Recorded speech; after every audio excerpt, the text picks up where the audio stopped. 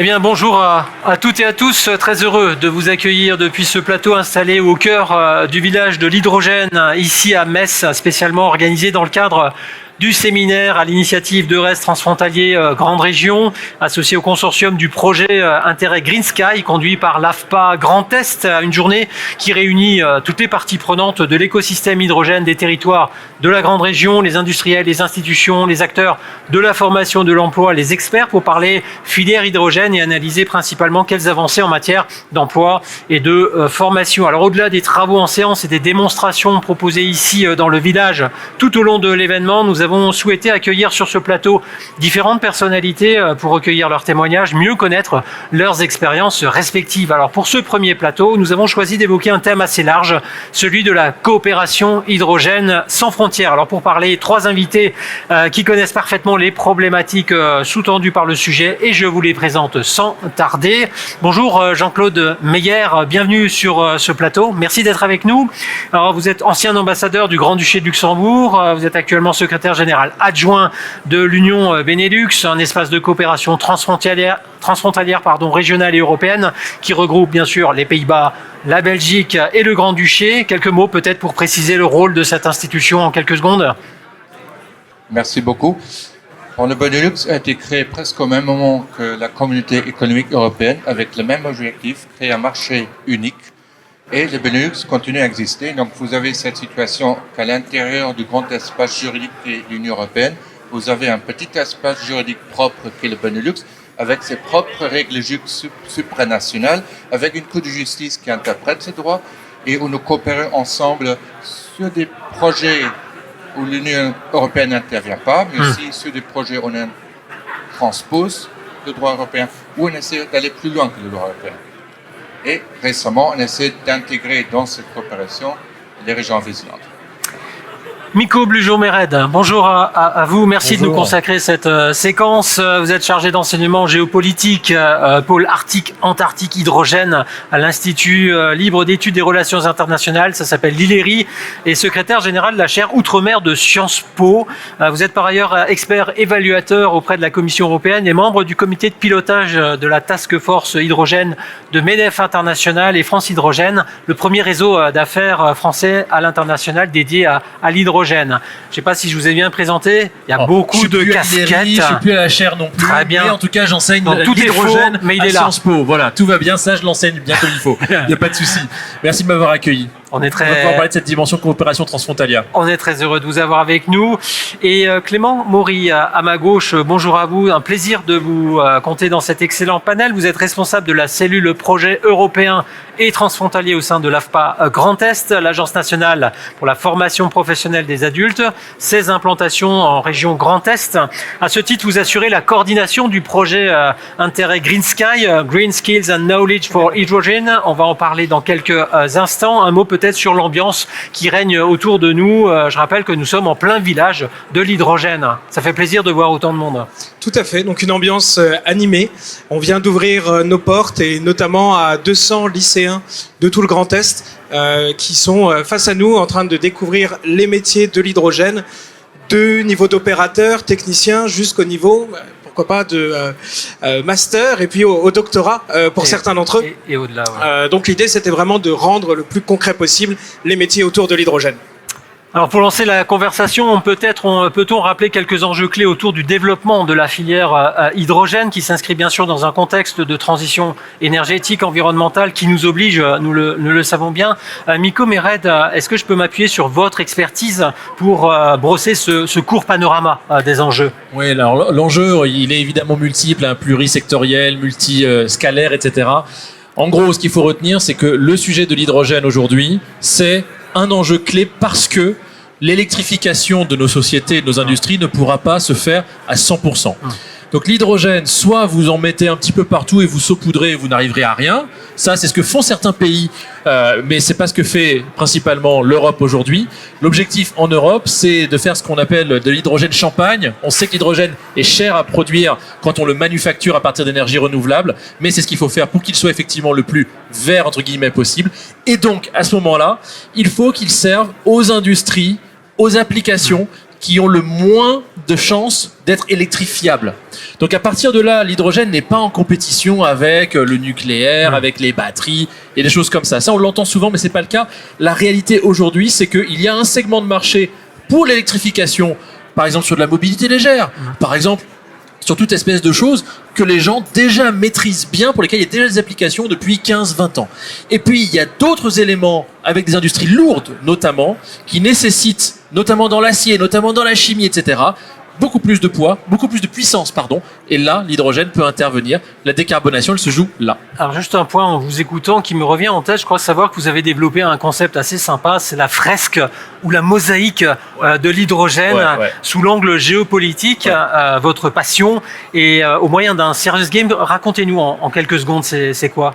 Ouais, alors effectivement, je pense qu'il y en a beaucoup qui connaissent la fresque du climat de Cédric Ringerbach. Et donc l'idée, c'était d'adapter ça à l'hydrogène. Le sujet qu'on a avec l'hydrogène, c'est que l'hydrogène est au cœur d'un système. Donc c'est-à-dire qu'on peut pas avoir un serious game linéaire, si vous voulez, qui parte des activités humaines et qui aille jusqu'aux conséquences politiques du réchauffement climatique, comme la fresque du climat le fait très bien. Là, avec l'hydrogène, il faut qu'on ait l'hydrogène au cœur du système et qu'on puisse bâtir tout ce système autour de l'hydrogène, la dimension production, la dimension compression, la dimension transport, la dimension usage, la dimension recyclage, la dimension aussi des sous-produits, l'oxygène, le CO2, tous les carburants associés, j'en passe et des meilleurs. Donc à partir de là, on a créé avec quelques copains cette mosaïque hydrogène, la mosaïque hydrogène, et l'idée c'est de l'offrir un peu partout à qui ça intéresse pour en 3 heures permettre à n'importe quel public, jeune, aîné, néophyte, connaisseur, de pouvoir reconstituer de manière ludique l'ensemble des briques, des mosaïques de cette filière de l'hydrogène. Apprendre en s'amusant, ça fait plaisir. Clément Maury, pour parler de coopération sans frontières, vous êtes bien placé avec le lancement officiel il y a quelques semaines du projet financé dans le cadre du programme Interreg Europe du Nord-Ouest, intitulé le projet Green Sky, dont la FA Grand Est est le pilote. En quoi consiste ce projet ? Alors l'objectif de ce projet, c'est au sein de l'espace de l'Europe du Nord-Ouest, donc 7 pays, dans 6 pour ce qui concerne notre pays, pour notre projet, le Benelux, la France, l'Allemagne, la Suisse, de travailler ensemble sur les métiers et compétences de l'hydrogène. Miko en parlait plus tôt, le développement de la filière hydrogène est un enjeu essentiel pour la décarbonation de notre industrie, mais de nos usages humains de manière générale. Mais on ne développe pas une filière sans compétences, sans travailler avant sur les métiers.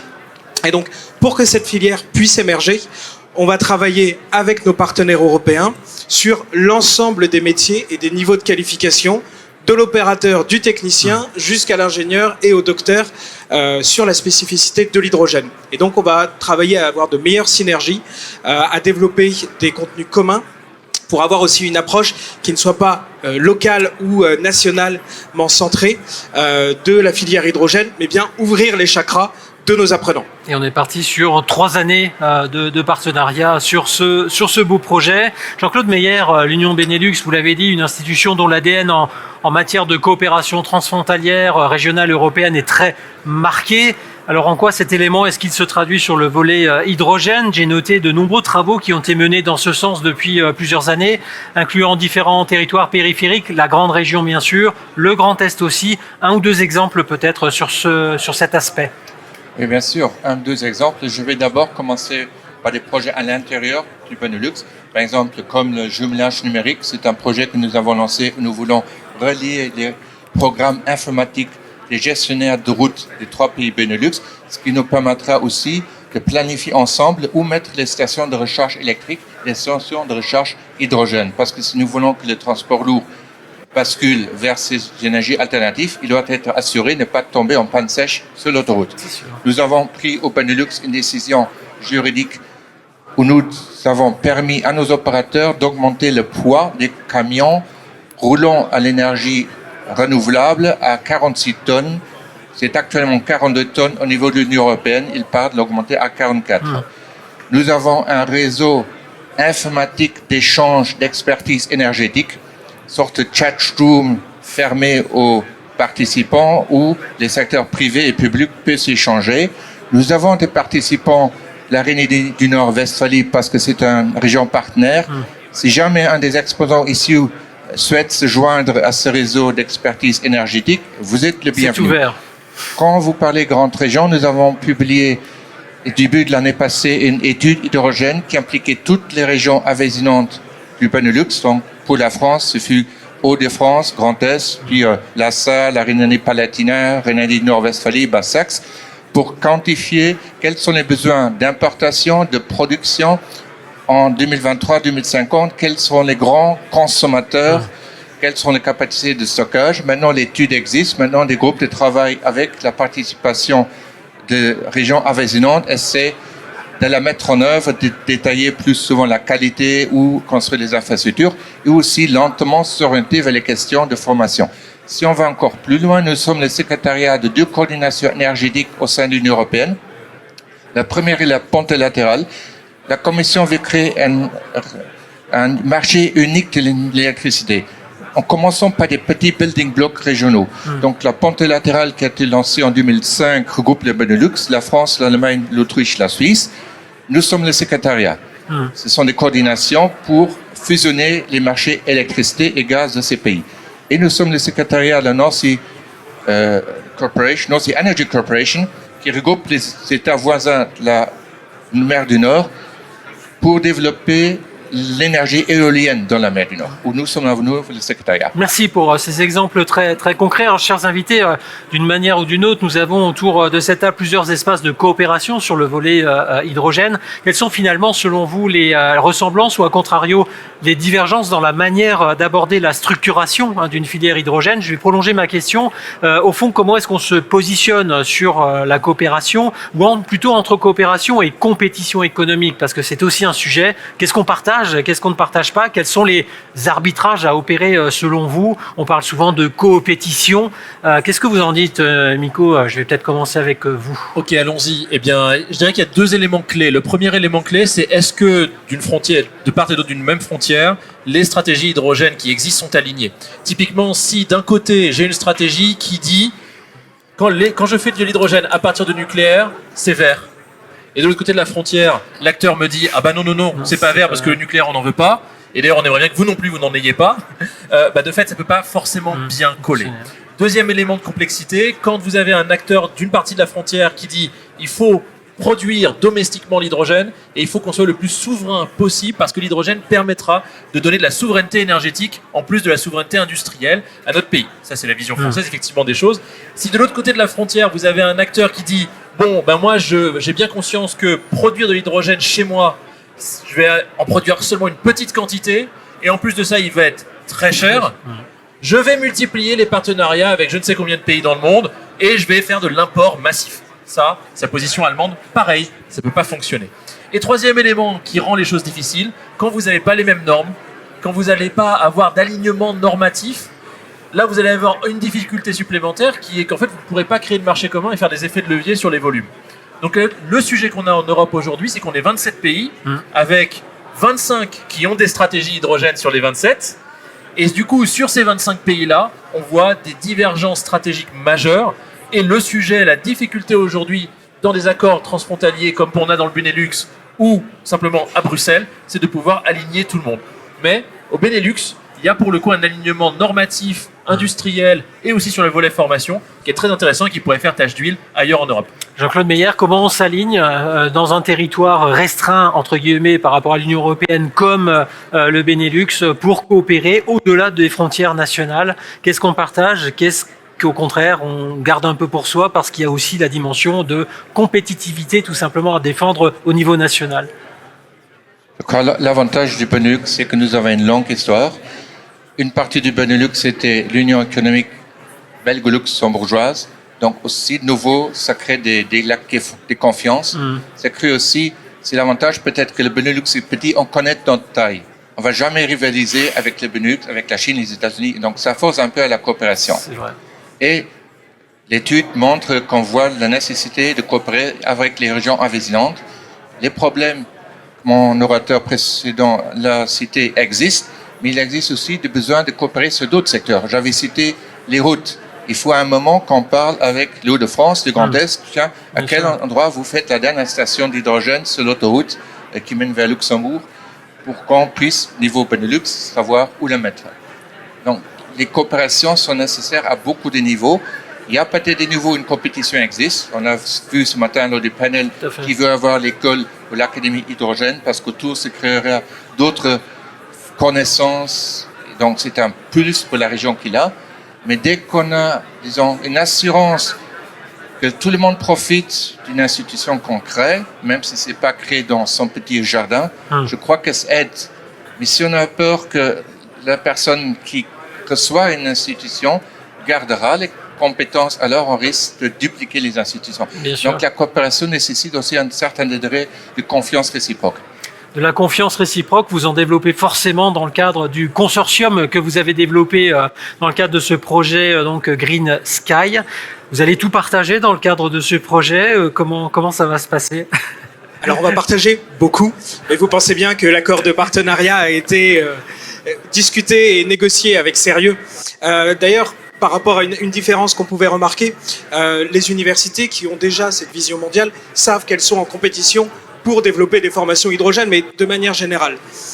Du côté des organismes de formation, dont l'AFPA fait partie, peut-être, j'émets une hypothèse, peut-être qu'on était plus ouvert à cette coopération et à mettre davantage sur la table, puisqu'on sait très bien que notre vocation reste avant tout régionale, nationale, et qu'à aucun moment l'AFPA n'ira développer une formation en Wallonie pour un public wallon. Et la même chose pour notre partenaire TechniFuture. Ils vont pas débarquer demain matin à Strasbourg pour réaliser une formation. Et ça permet beaucoup, notamment de faire monter en compétence nos formateurs de manière conjointe. Ça, c'était un prérequis extrêmement important, de dire, OK, sur l'hydrogène, chacun a sa petite expérience, mais restons modestes, c'est une petite expérience. Qu'est-ce qu'on peut mettre en commun et comment est-ce qu'on peut arriver plus loin? Toi, tu connais des choses sur la mobilité lourde.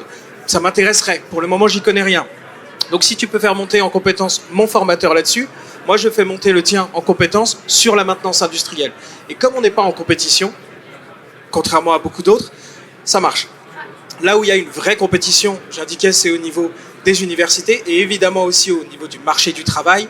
On est ici à Metz, énormément de personnes vont travailler au Luxembourg. On sait qu'il y a vraiment un phénomène frontalier qui est massif.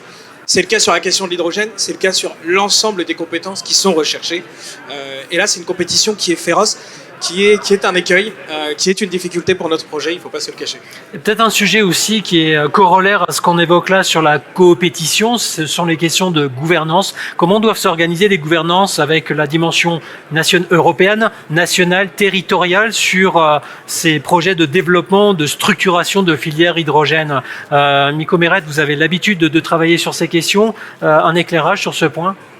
Sans être trop technique, bien sûr. Non, sans être trop technique, vous me voyez venir, mais effectivement, il y a des stratégies partout dans le monde. Ce qui a été très intéressant de voir, ça a été les pays qui, dès 2016, 17, 18 pour certains, n'avaient pas de stratégie nationale, mais en revanche avaient des stratégies régionales hydrogène. On l'a vu en Belgique, où on avait donc des stratégies régionales, mais pas nationales. On l'a vu en France, où il a fallu attendre certes 2022 pour que toutes les régions françaises aient des stratégies hydrogène régionales, mais toutes les régions en ont effectivement une. Donc le sujet qu'on a aujourd'hui, c'est comment faites-vous pour essayer de faire concilier les intérêts nationaux et les intérêts régionaux. Il y a une compétition régionale qui est très claire.